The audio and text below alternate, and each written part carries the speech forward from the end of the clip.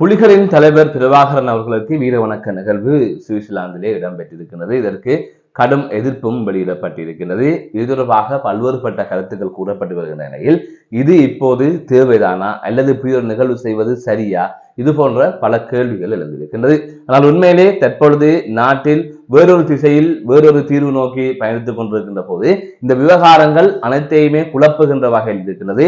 அதை தவிர வரி உடுப்புகளை எல்லாம் போட்டுக்கொண்டு மீண்டும் இங்கிருக்கின்ற இனவாத தலைவர்களுக்கு, அதாவது சிங்கள தலைவர்களுக்கு ஒரு தீனி போடுவது போல இந்த செயற்பாடு எல்லாம் அமைந்திருக்கிறது. இது திட்டமிட்டு இங்கிருந்து சொல்லி அங்கு செய்கின்றார்களா என்பது போன்ற பல சந்தேகங்களும் எழுந்திருக்கின்றது. எனவே இதனை விரிவாக ஆழமாக பார்க்க வேண்டிய தேவை இருக்கின்றது. இது தொடர்பாகத்தான் இதிலே முழுமையாக பார்க்க இருக்கின்றோம். அதற்கு முதல் ஜேகே ரிப்போர்ட் எனப்படுகின்ற இந்த யூடியூப் சேனலை இதுவரை யாராவது சப்ஸ்கிரைப் செய்யாமல் இருந்தால் சப்ஸ்கிரைப் செய்து கொள்ளுங்கள். தொடர்ந்து அருகில் இருக்கின்ற பெல் பட்டினை கிளிக் செய்வதனூடாக நான் போடுகின்ற ஒவ்வொரு காணொளிகளையும் நோட்டிபிகேஷனாக உங்களுக்கு வந்தடையும் நீங்கள் உடனுக்குடன் பார்த்து கொள்ளக்கூடிய வகையிலே இருக்கும். நான் நடராசா ஜெயகாந்தன். தற்பொழுது செய்திகளுக்குள்ளே செல்லலாம். சுவிஸில் விடுதலை புலிகள் அமைப்பின் தலைவரான பிரபாகரன் அவர்களுக்கு வீரவணக்க நிகழ்வு இடம்பெற்றிருக்கிறது. அவர் இறுதி யுத்தத்தின் போது உயிரிழந்து விட்டார் என்று கூறி அவருக்கான வீரவணக்க நிகழ்வு இடம்பெற்றிருக்கிறது. பெருமளவிலே அந்த நிகழ்வு இடம்பெற்றிருக்கிறது. இந்த நிகழ்வு இடம்பெற்றுக் கொண்டிருக்கின்ற போதே பல தமிழர்கள் எதிர்ப்பில் ஈடுபட்டார்கள். அப்போது போலீசார் அவர்களை கட்டுப்படுத்தி இந்த நிகழ்வுக்கு அவர்கள் ஒத்துழைப்பு கொடுத்தார்கள் என்று கூறலாம். அதாவது சுவிஸ் போலீசார் அந்த நிகழ்வை நடத்துவதற்கு ஒத்துழைப்பு கொடுத்தார்கள். அவர் இவ்வாறுதான் இந்த நிகழ்வு நடந்து முடிந்திருக்கின்றது. எனவே இதிலேதான் பல கேள்விகள் இருக்கின்றது. அவருக்கு இவ்வாறான நினைவேந்த நிகழ்வுகள் நடத்த வேண்டாம் என்று நீண்ட காலமாக தமிழர் தரப்பு, அதாவது தமிழர்கள் பெரும்பான்மை தரப்பு சொல்லி வருகின்றது. ஆனால் ஒரு தரப்பு இல்லை அது செய்தே ஆக வேண்டும், அவர் ஊரிலிருந்து விட்டார், இப்படியே விட்டு கொண்டு போக முடியுமா என்று அவர்கள் வீரவணக்க நிகழ்வுகளை ஒழுங்கமைத்து செய்து கொண்டிருக்கிறார்கள்.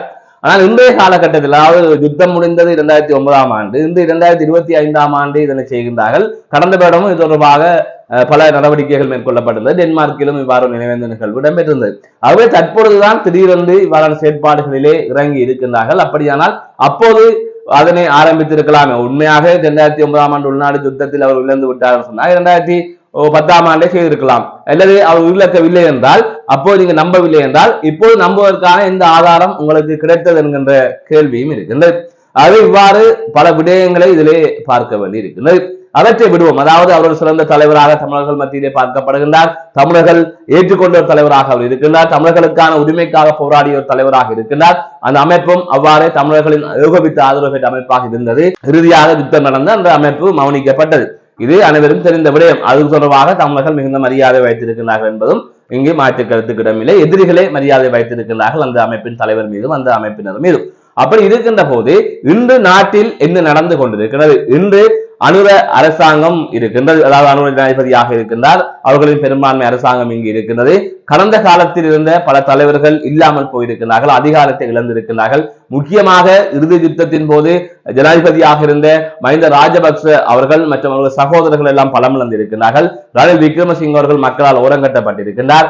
சஜித் பிரேமதாஸ் அவர்கள் எதிர்க்கட்சி தலைவராக இருக்கின்றார். அவரும் போட்டியிட்டு அவரும் தோல்வி அடைந்து விட்டார். அப்படி இருக்கின்ற போது அனுர தற்பொழுது ஜனாதிபதியாக இருக்கிறார். ஆகவே அனுர சிறந்தவரா, அவர் தமிழர்களுக்கான தீர்வை தந்து விடுவாரா என்று கேட்டால் இல்லை. ஆனால் ஏற்கனவே ஜனாதிபதிகள் ஒப்பிடுகின்ற போது அவர் ஓரளவிற்கு பரவாயில்லை என்கின்ற அடிப்படையிலே தோன்றுகின்றது. அவருடைய செயற்பாடுகள் எல்லாம் ஓரளவிற்கு ஒரு சரியான ஒரு அணுகுமுறையை நோக்கி செல்வதாக இருக்கின்றது. அதையெல்லாம் தாண்டி அவர்கள் எப்போதுமே அவர்களாக முழுமையாக வர மாட்டார்கள். நாங்கள் அந்த இடத்திற்கு நகர்த்த வேண்டும் எங்களது பிரச்சனைகளை. அப்படி இருக்கின்ற போதுதான் இந்த செம்மணி படுகொலை தொடர்பாக பெருமளவிலே பேசப்படுகின்றது. அதில் சம்பந்தப்பட்ட சோமரத்ன ராஜபக்ச செம்மணி விவகாரம் சர்வதேச அளவில் கொண்டு செல்லப்பட்டால் சர்வதேச விசாரணையில் தான் சாட்சி சொல்வதற்கு தயாராக இருப்பதாக மனைவி மூலம் ஜனாதிபதிக்கு தெரியப்படுத்தி இருக்கிறார். எனவே அந்த விவகாரம் பெரிய அளவில் பேசப்பட்டுக் கொண்டிருக்கிறது. இலங்கை நடந்த ஒரு இனப்படுகொலை இவ்வாறு இந்த அரசாங்கம், இந்த ராணுவம் செய்தது என்று கூறப்படுகின்றது. தமிழர்கள் பிரச்சனையில் ஒரு முன்னேற்றகரமான பாதையை நோக்கி தற்பொழுது மெல்ல மெல்ல அந்த பிரச்சனைகளை நகர்த்தி கொண்டிருக்கிறார்கள். ஐக்கிய நாடுகள் மனித உரிமை பேரவையும் இது தொடர்பாக கவனம் செலுத்தி இருக்கிறது. ஆகையால் இங்கு நடந்த பிரச்சனைகளை சர்வதேச அரங்கில் கொண்டு சென்று, கடந்த காலங்களில் பயங்கரவாதிகள் இருக்கிறார்கள், புலிகள் இருக்கிறார்கள் என்று சர்வதேசம் கூறி வந்தது. இன்று அவர்கள் எல்லாம் இல்லை. அப்படி இருக்கின்ற போது உயிரிழந்த தமிழர்களுக்காக, அநியாயமாக கொலை செய்யப்பட்ட தமிழர்களுக்காக என்ன தீர்வு சர்வதேசம் வழங்கியது என்கின்ற கேள்வியை கேட்டு வருகின்றார்கள். இவ்வாறெல்லாம் பல விடயங்கள் இங்கு நடந்து கொண்டிருக்கின்றன. இப்படி இங்கு நடந்து கொண்டிருக்கின்ற போது அங்கே இவ்வாறான நிகழ்வுகளை நடாத்தி கொண்டிருக்கிறார்கள். அதாவது புலிகளின் உடை அணிந்தெல்லாம் அங்கு நிகழ்வுகளை நடாத்துகின்றார்கள். எனவே அதை அணியுங்கள், அணியா விடுங்கள் என்பது தொடர்பாக எல்லாம் யாருமே கதைக்கவில்லை. ஆனால் அதிலே சில விடயங்களை சாணக்கியத்தனமாக யோசிக்க வேண்டும். தமிழ் தரப்பு எல்லாத்திற்கும் உணர்ச்சிப்பட்ட அல்லது ஏதோ ஒரு நிகழ்வுகளை நடாத்தி அது தமிழர்களுக்கே பாதிப்பாக மாறியதுதான் வரலாறு. அப்படி இருக்கின்ற போது இன்று ராஜபக்ச தரப்பு ஆட்சியை பிடிப்பதற்கு துடித்துக் கொண்டிருக்கிறார்கள். சரத் வீரசேகர கூட ஒரு அப்பட்டமான பொய்யை சொல்லுகின்றார். ராணுவத்திற்கும் செம்மணிக்கும் எந்த சம்பந்தமும் இல்லை, புலிகள் அமைப்பில் சேராதவர்களை கொலை செய்தால் அங்கு புதைத்தார்கள் என்று சொல்லிக் கொண்டிருக்கிறார். ஆகவே அந்த அளவிற்கு இனவாதம் அவர்களிடம் ஓடி போயிருக்கின்றது. இப்படி இருக்கின்ற போது ராஜபக்ச குடும்பம் மீண்டும் ஆட்சிக்கு வருவதற்கு அவர்களுக்கு தேவையான ஒரே விடயம் இனவாதம். நாங்கள் இல்லாட்டி புலிகள் வருவார்கள் என்று. அப்படி இருக்கின்ற போது சுவிட்சர்லாந்தில் இப்படி ஒரு நிகழ்வு நடக்கின்ற போது என்ன நடக்கும் என்கிற கேள்வி இருக்கின்றது. அதை தாண்டி பயங்கரவாத தடைச்சட்டத்தை நீக்குவதாக அனுரகுமார் திசாநாயக் அவர்கள் ஏற்கனவே உறுதிமொழி அளித்திருந்த நிலையில் அதை நீக்குவதற்கான முயற்சியில் ஈடுபட்டுக் கொண்டிருக்கிற போது சுவிட்சர்லாந்தில் இப்படி ஒரு நிகழ்வு நடத்துகின்றது. அப்படியானால் இலங்கையில் இருக்கின்ற மக்கள் பாதிக்கப்படுவதா? அப்ப இலங்கையில் இருக்கிற மக்கள் தொடர்ந்து பலியாகிக் கொண்டிருப்பதா? ஆகவே இவ்வாறான சட்டத்தை எல்லாம் நீக்க வேண்டும், புலம்பெயர் தமிழர்கள் மீதான தடையை எல்லாம் நீக்க வேண்டும் எல்லாம் பேசிக் கொண்டிருக்கின்ற போது அதை நோக்கி சாதகமான சூழல் வந்து கொண்டிருக்கின்ற போது இப்படியான வேலைகளை அங்கு செய்து கொண்டிருக்கிறீர்கள். ஆகவே இந்த வேலைகள் எல்லாம் நீங்களாக செய்கின்றீர்களா அல்லது ராஜபக்ச குடும்பத்தினர் யாராவது சொல்லி செய்கின்றீர்களா என்பதை இங்கு ஒரு பெரும் சந்தேகமாக இருந்திருக்கிறது. எனவே புலிகள் அமைப்பின் தலைவர் மீது தமிழ் மக்கள் மிகுந்த மரியாதை வைத்திருக்கின்றார்கள். அவருக்கு நினைவேந்தல் செய்ய வேண்டும் என்ற எந்த ஒரு அவசியமும் இல்லை. அது அரசியல் தீர்வு தமிழர்களுக்கு கிடைத்தது, அவர்கள் கூடி முடிவெடுப்பார்கள். அதை தாண்டி சுபாஷ் சந்திர போஸ் இறந்தாரா இல்லையா என்பது இதுவரைக்கும் தெரியவில்லை. அவருக்கு எங்காவது நினைவேந்தல் நிகழ்வு நடத்தப்பட்டதா? அதை தாண்டி ஹிட்லர் இறந்ததாக கூறினாலும் அது தொடர்பாக ஏற்றுக்கொள்ளக்கூடிய வகையில் எந்தவித சான்றுகளையும் அமெரிக்கா முன்வைக்கவில்லை. அவருக்கு நினைவேந்த நிகழ்வு நடத்தப்படுகிறதா? இவ்வாறு உலக தலைவர்கள் பலர் இவ்வாறு இறந்தார்களா இல்லையா என்பது போன்ற பல கேள்விகளும் இருக்கிறார்கள். அதையெல்லாம் தாண்டியவர் தான் புலிகள் அமைப்பு தலைவர் என்று தமிழர்கள் சொன்னாலும் இருந்தால் தலைவன் இல்லையே இறைவன் என்கின்ற ஒரு நிலையில் அவர்கள் பயணித்துக் கொண்டிருக்கிறார்கள். அப்படி இருக்கின்ற போது கடவுள் இருக்கின்றாரா இல்லையா என்று காட்ட முடியாத போல தலைவன் இருக்கின்றாரா இல்லையா என்பதை காட்ட முடியாத என்ற சூழலில் தமிழர்கள் தற்போது நகர்ந்து கொண்டிருக்கிறார்கள். நாடாளுமன்ற உறுப்பினர் ராமநாதன் கூட இதை நாடாளுமன்றத்திலே பேசியிருந்தார்.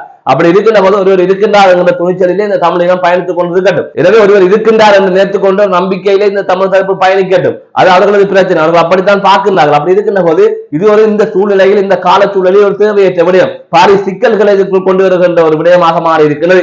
இலங்கையில் இருக்கின்ற பல பிரச்சனைகளை தீர்ப்பதற்கான சூழல் வருகின்ற போது அனைத்துமே சாதகமாக வருகின்ற நிலையில் அதனை குழப்புகின்ற வகையில் தான் இந்த நிகழ்ச்சி நடப்பதாகவே பார்க்கப்படுகின்றது, அதாவது நடந்ததாகவே பார்க்கப்படுகின்றது.